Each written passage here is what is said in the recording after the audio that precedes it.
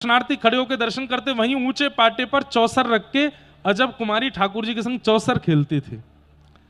चौसर ही आज के आधुनिक रूप में लूडो हो गया है, जिसको हम लूडो कहते हैं।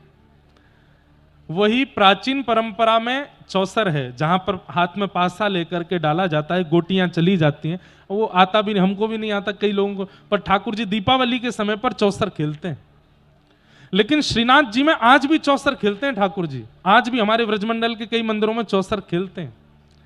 तो अजब कुमारी क्या करती थी, एक चाल तो चलती थी अपनी तरफ से कि ये मेरी चाल है, और दूसरी बार लेके कहती ठाकुर जी आपकी तरफ से चल रही हूं, और चलती थी।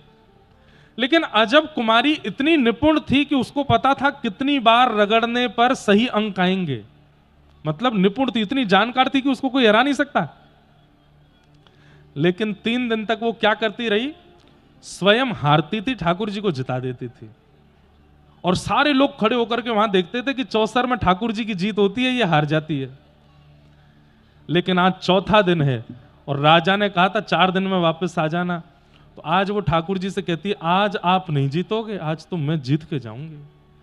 3 दिन से ये जय जयकार हो रही है कि हमारो ठाकुर जीते, हमारो लाला विजय करे, आज सबको बता के जाऊंगी आप नहीं जीतते, मैं जिताती हूं आपको।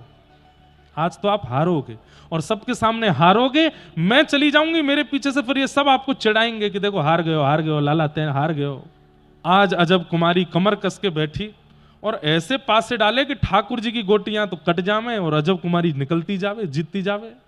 इसका प्रभाव क्या हुआ कि श्रीनाथ जी अंदर खड़े हैं मंदिर में, और खड़े खड़े श्रीनाथ जी के पसीना आने लगे कि आज तो ये मुझे हरा ही देगी।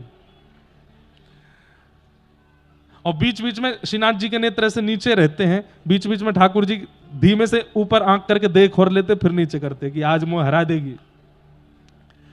अंतिम चाल चल रही थी, अजब कुमारी जीतने वाली है। और पासा रगड़ते रगड़ते जैसे ही ठाकुर जी की ओर देखती है तो ठाकुर जी खड़े खड़े मानो उससे प्रार्थना करते हैं, ऐसा मत करे, जिता दे मुझे, तू देख मेरी भक्त ना है, मुझे जिता दे।